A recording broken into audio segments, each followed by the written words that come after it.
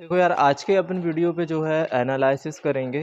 लेकिन ये एनालिसिस हमारा जो पब्लिश्ड डाटा है उसके अनुसार होगा। ठीक है, इसमें बहुत सारी कुछ कुछ निकलेंगे ही हमारी, मतलब परफेक्टली जो स्कोर नहीं बैठेगा वो मैं बताऊंगा क्या हो सकती हैं। लेकिन उससे पहले आपको ये श्योर करना होगा कि अभी ये ऑफिशियल मेरिट लिस्ट नहीं आई है। ऑफिशियल मेरिट लिस्ट में काफ़ी फ़र्क देखने को मिलेगा इसकी तुलना में। ठीक है, इसीलिए पूरा का पूरा डिपेंड सिर्फ इस एनालिसिस पे मत रहिए। मेरिट लिस्ट का वेट करिए, क्योंकि मेरिट लिस्ट काउंसलिंग के टाइम फर्स्ट पे आती है रजिस्ट्रेशन के बाद। इसी के बाद फिर जो है फर्स्ट राउंड के रिजल्ट आते हैं। ठीक है, तो उससे अच्छे से क्लियर होगा। बट इसमें एक हम रफ़ एस्टिमेशन कर सकते हैं, जो कि कुछ हमको थोड़ा सा जो है एनालिसिस या फिर थोड़ा सा एक्सपेक्टेशन हमारी सही रहेंगी इससे। ठीक है, लेकिन एवरेज ही रहेंगी, एक्यूरेट तो रहना बहुत ही मुश्किल है। अब हम बात करते हैं कि जो डेटा आया है उसमें सबसे ज़्यादा बात तो ये है कि यार, जैसे कि इस मेरिट लिस्ट में देख रहे हो, ये पिछले साल की। ठीक है, इस बार क्या है कि 1978 स्टूडेंट जो है, ठीक, 1978 स्टूडेंट जो है एनटीए ने पब्लिश किया है स्टेट वाइज। तो एमपी में 1978 बच्चे के स्कोर उसने कितना दिखाया हुआ है एनटीए ने, 600 प्लस। अब जब 600 प्लस 1978 बच्चे हैं तो उसमें कंडीशन तो ये होती है कि वो 600 प्लस बच्चे वो हैं जिन्होंने एमपी के सेंटर पे रह के एग्ज़ाम दिया।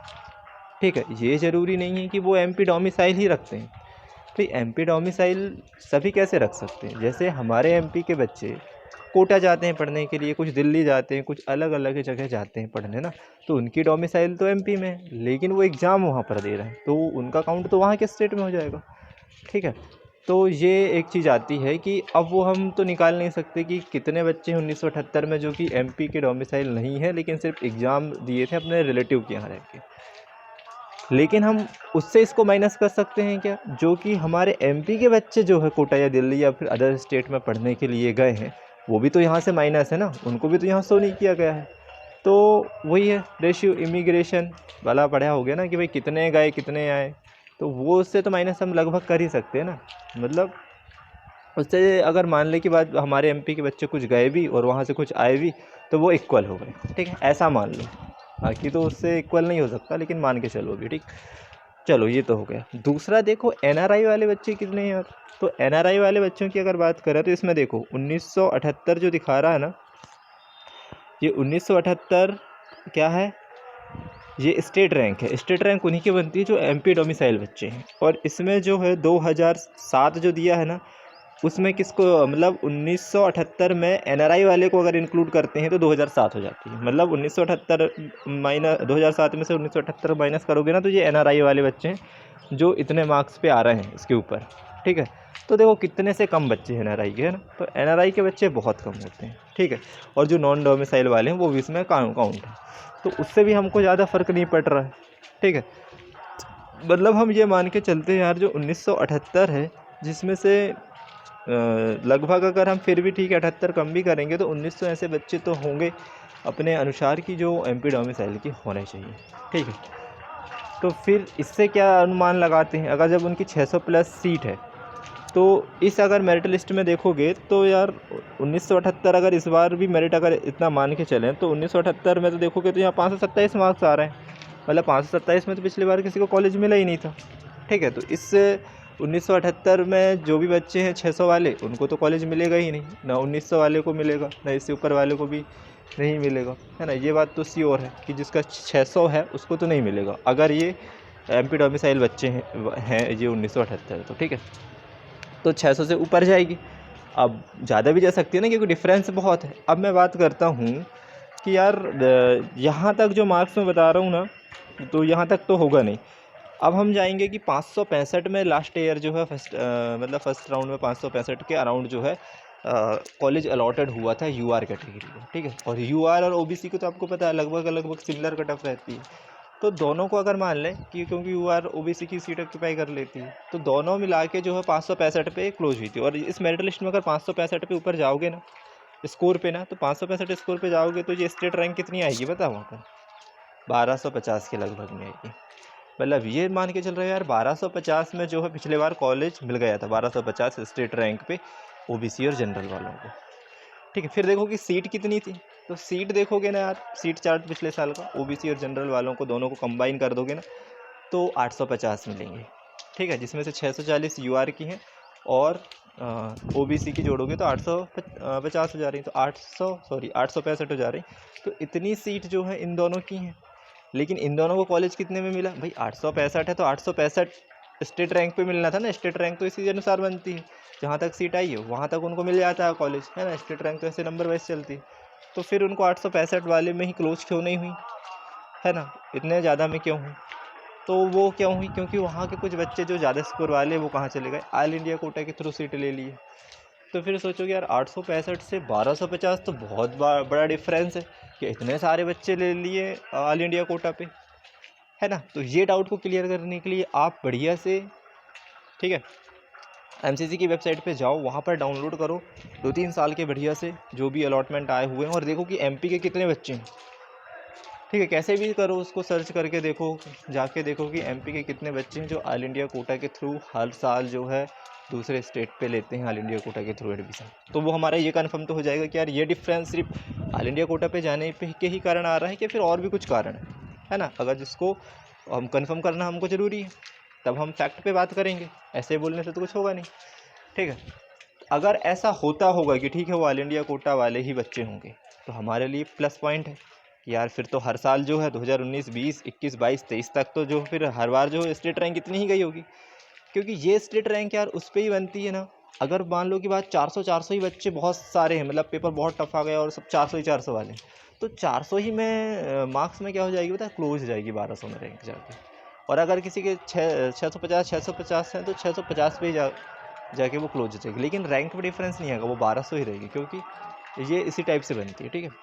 वो ऑल इंडिया कोटा की रैंक अलग है जो हम देखते हैं, तो वो उसमें बदल सकती है कि उसके अंदर कितने कैंडिडेट आ गए, ये बात तो है। अब दूसरी बात देखते हैं, ठीक है, लेकिन इस बार तो ऑल इंडिया कोटा का क्या है, बहुत ज़्यादा रैंक बढ़ी हुई है। अब वहाँ की रैंक बढ़ने से क्या दिक्कत हुई है? वहाँ की रैंक बढ़ने से यार ये दिक्कत हुई है कि अपने एमपी के बच्चे जो जा रहे थे इतने सारे बाहर, अब तो वो जाएंगे ही नहीं, क्योंकि उनको लगेगा कि हमको बाहर तो कॉलेज मिलेगा ही नहीं, है ना। मान लो कि बाद उन्हें काउंसलिंग भी कर दिए और नहीं मिला तो वो फाइनली यहीं तो लेंगे ना कॉलेज एमपी डोमिसाइल पे, क्योंकि वो दोनों जगह पार्टिसिपेट करेंगे। अब जब दोनों जगह पार्टिसिपेट करेंगे तो भाई जो 1200 रैंक तक बच्चों को कॉलेज मिल रहा था अब तो वो मिलेगा ही नहीं, है ना, मिलेगा ही नहीं ना। चलो मान लेते हैं कि बात कुछ बच्चों को ऑल इंडिया कोटा के थ्रू मिल जाएगा, लेकिन उतने ज़्यादा बच्चों को नहीं मिलेगा।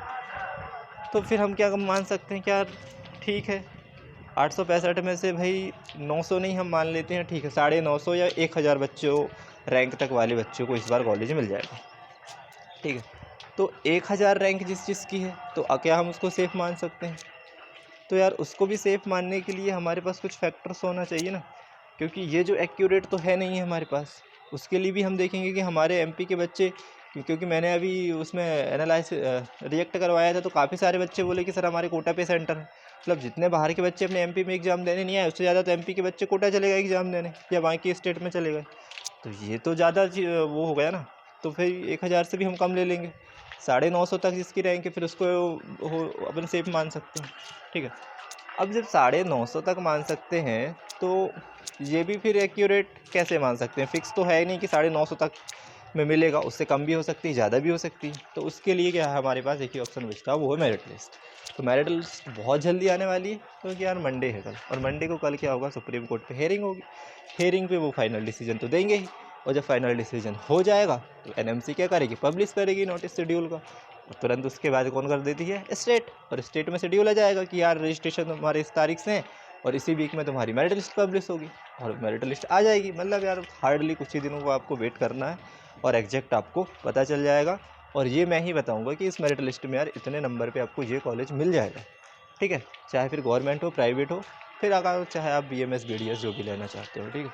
उसके लिए पर्सनल काउंसलिंग भी यार, क्योंकि इतने सारे बच्चे हैं 750 इस ग्रुप में ना, तो बहुत सारे मैसेज आते हैं तो रिप्लाई करने में दिक्कत जाती है। कल तो मैं रात में काफ़ी देर तक रिप्लाई देते देते थक गया।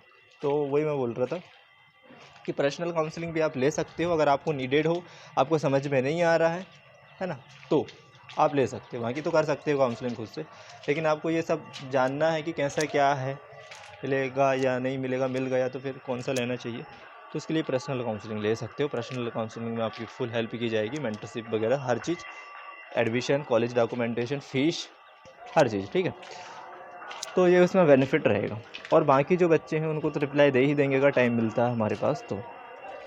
और इसके अलावा जो है प्राइवेट की अगर बात करें, ठीक है, देखो यार इसमें अब मैं बता रहा हूँ ना कि जो 565 में 1200 जो रैंक आ रही है ना, इसमें ST SC की बात करें ना तो इस मेरिट लिस्ट में मैंने देखा ना 1250 के ऊपर जो है उसमें यार ST के बच्चे हार्डली 3 to 5 ही आ रहे हैं, ठीक है।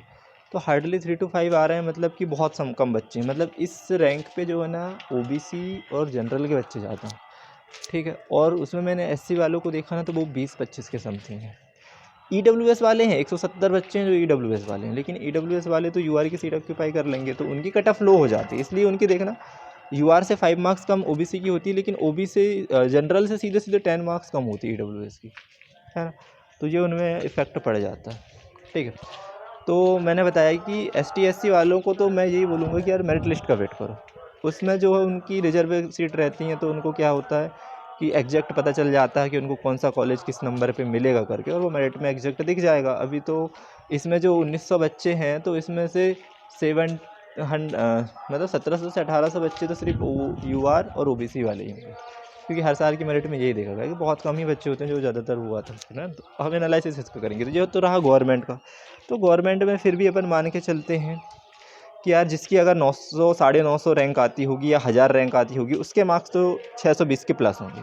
तो 620 हम मान सकते हैं कि मिनिमम इतना में तो कॉलेज मिल जाना चाहिए, बाकी इससे प्लस में ही रहेगी कट ऑफ, 630 भी हो सकती है, ठीक है।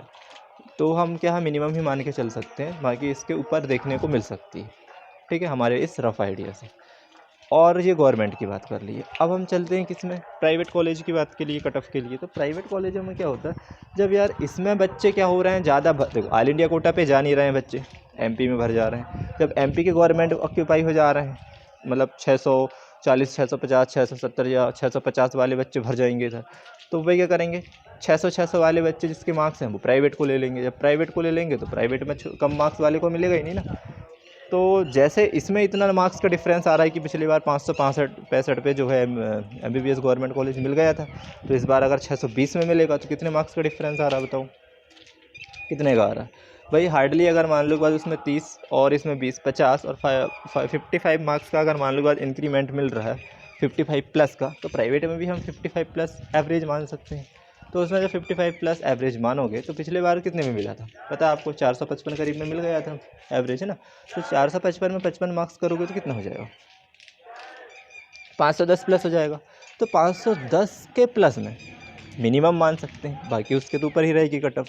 तो ये सब हम फर्स्ट राउंड की एक्सपेक्टेशन कर रहे हैं, ठीक है। सेकंड राउंड में और कम हो सकती है, और मॉपअप में प्राइवेट में तो और भी हो जाती है, और CLC में जो है और भी डाउन जाती है।